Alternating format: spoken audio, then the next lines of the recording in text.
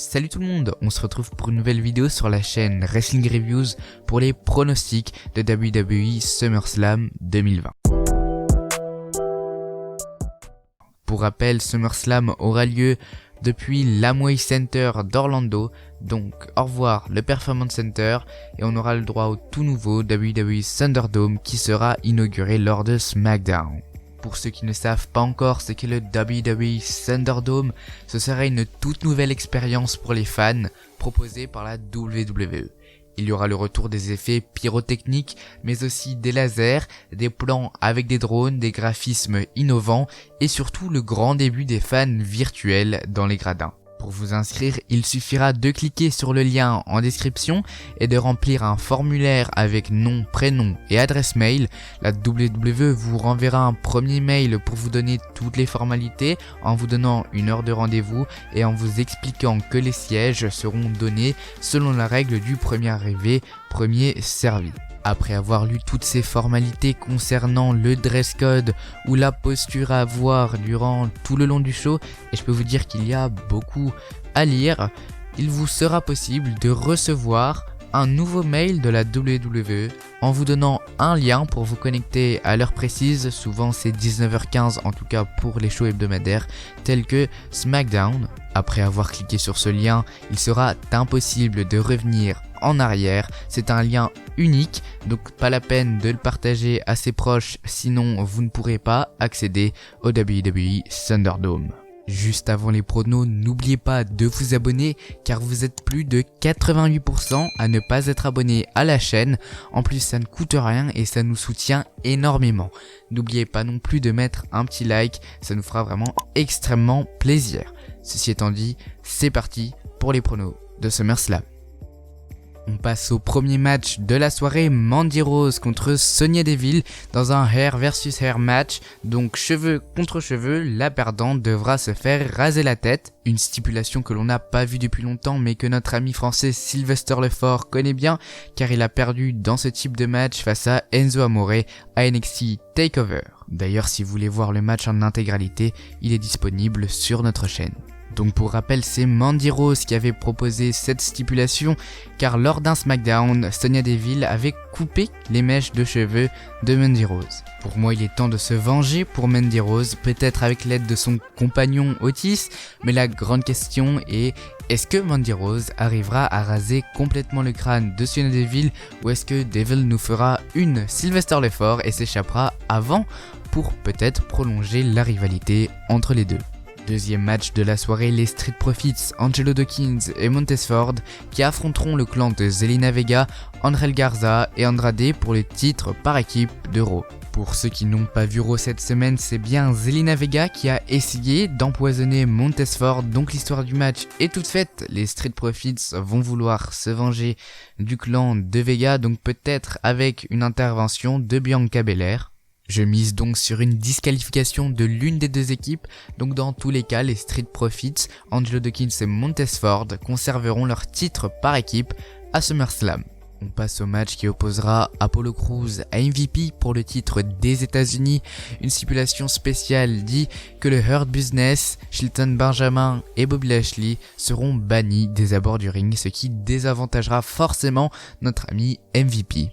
Pour moi, Apollo Crews va conserver son titre car MVP sera tout seul, à moins que Cedric Alexander vienne aider MVP pour qu'il remporte le championnat des États-Unis.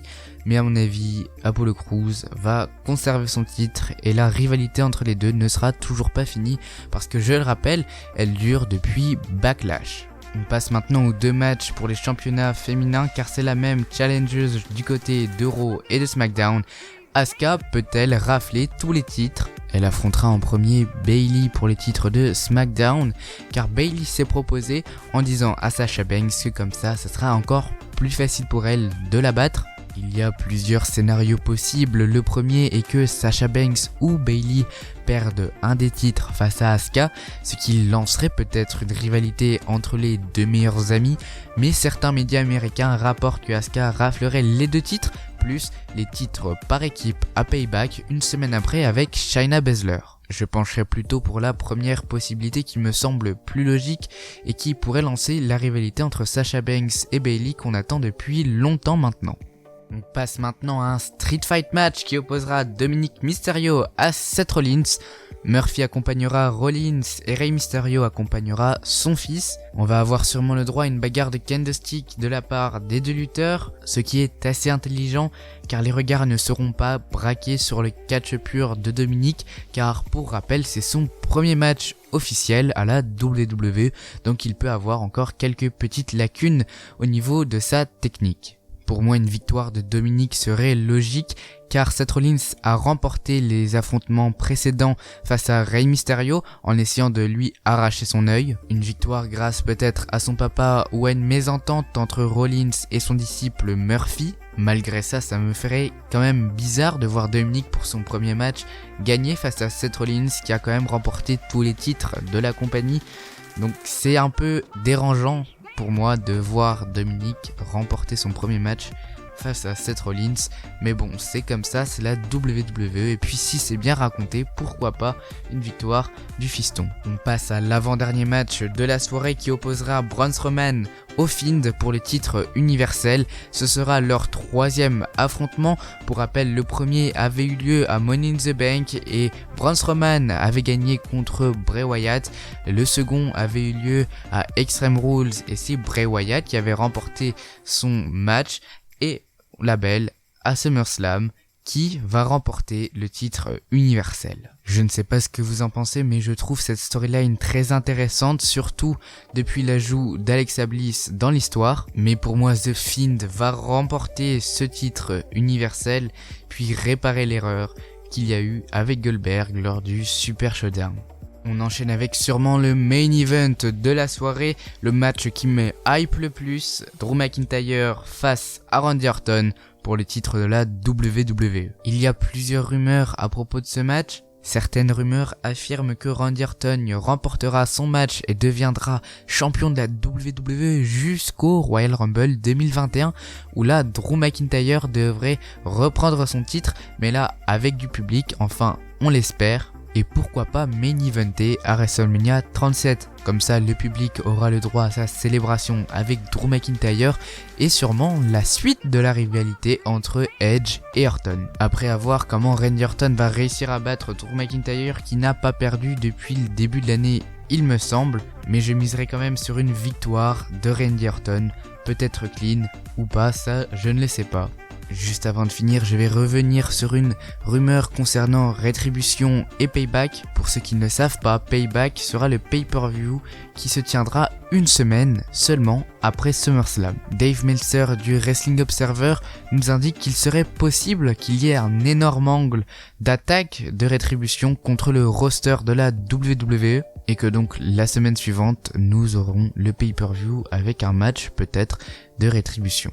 Voilà, c'est la fin de la vidéo prono SummerSlam. N'hésitez pas à nous donner vos avis dans les commentaires. On les lit tout le temps et on vous répond à chaque fois. Donc franchement, n'hésitez pas. On se retrouve très bientôt pour le live spécial SummerSlam à partir de minuit dans la nuit de dimanche à lundi. On vous prépare quelque chose de bien et on essaiera de vous faire coucou depuis le WWE Thunderdome. En attendant, on vous tient au courant sur Instagram, le lien est en description. Merci et à bientôt.